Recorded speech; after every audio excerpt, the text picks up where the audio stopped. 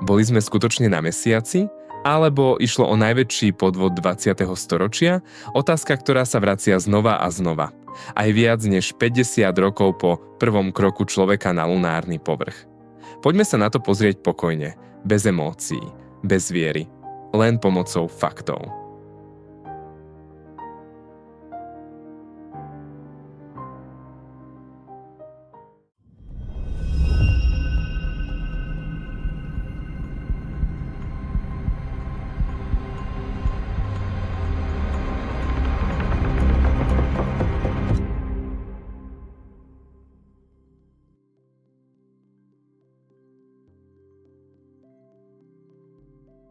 V roku 1969 vrcholila studená vojna. Spojené štáty a Sovietsky zväz súperili nielen na Zemi, ale aj vo vesmíre.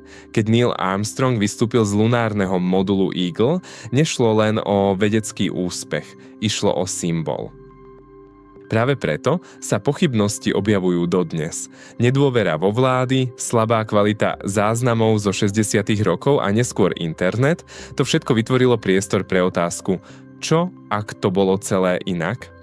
Pozrime sa na najčastejšie argumenty skeptikov.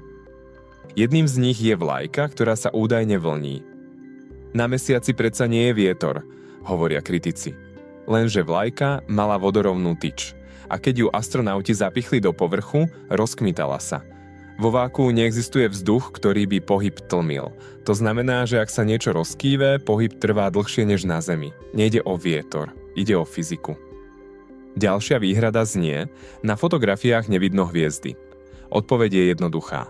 Astronauti fotografovali extrémne jasný povrch mesiaca. Aby neboli snímky preexponované, použili krátky expozičný čas. Rovnaký efekt poznáme aj zo Zeme. Skúsi odfotiť nočnú oblohu cez deň. Hviezdy tam tiež neuvidíš. Často sa spomínajú aj tiene, ktoré vraj smerujú rôznymi smermi. To má byť dôkaz viacerých svetelných zdrojov v štúdiu. Lenže povrch mesiaca nie je rovina.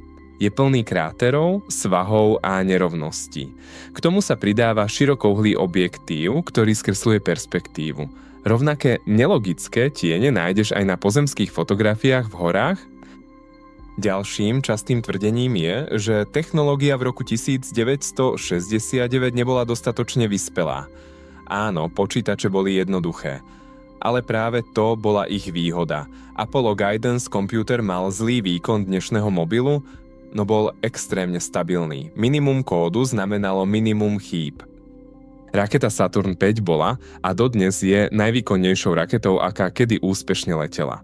A program Apollo stál obrovské množstvo peňazí aj úsilia. Nebolo to ľahké. Ale bolo to možné. Teraz sa pozrime na dôkazy, ktoré sa nedajú jednoducho sfalšovať. Na mesiaci sa dodnes nachádzajú retroreflektory, zrkadlá, ktoré tam astronauti umiestnili. Vedci na Zemi do nich posielajú laserové lúče a merajú vzdialenosť medzi Zemou a mesiacom s presnosťou na centimetre. Tieto merania fungujú dodnes. Ďalej sú tu snímky miest pristátia. Sondy ako Lunar Reconnaissance Orbiter zachytili zvyšky modulov, stopy po chôdzi astronautov aj dráhy vozidiel. Tieto zábery nepochádzajú zo 60. rokov, sú moderné a verejne dostupné. Veľmi dôležitý je aj fakt, že pristátie na mesiaci sledoval celý svet, vrátane Sovietskeho zväzu. Ak by išlo o podvod, práve ZSSR by mal najväčšiu motiváciu ho odhaliť. Nikdy sa tak nestalo, naopak. Sovietske sledovacie stanice potvrdili dráhu letu Apollo aj návrat posádok. Často sa zabúda aj na rozsah celej operácie. Na programe Apollo pracovalo približne 400 000 ľudí. Vedci, inžinieri, technici, dodávateľia. Predstava, že by všetci 10 ročia mlčali o jednom gigantickom klamstve, je sama o sebe nepravdepodobná. 6 úspešných pristátí, 12 ľudí na povrchu mesiaca, stovky kilogramov hornín, ktoré majú iné zloženie než čokoľvek zo Zeme. To nie je príbeh jednej krajiny, to je príbeh vedy. Prečo sa teda pochybnosti stále vracajú? Pretože ľudský mozog má rád záhady. A veľké udalosti vyvolávajú veľké otázky. Internet navyše zvýhodňuje senzáciu pred vysvetlením. Jednoduché pochybnosti sa šíria rýchlejšie než zložité odpovede. Ale veda nepotrebuje vieru, potrebuje dôkazy.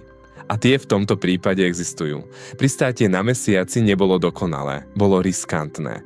A bolo mimoriadne odvážne, ale bolo skutočné. A ak chceme pochopiť budúcnosť ľudstva vo vesmíre, musíme najskôr pochopiť jeho minulosť.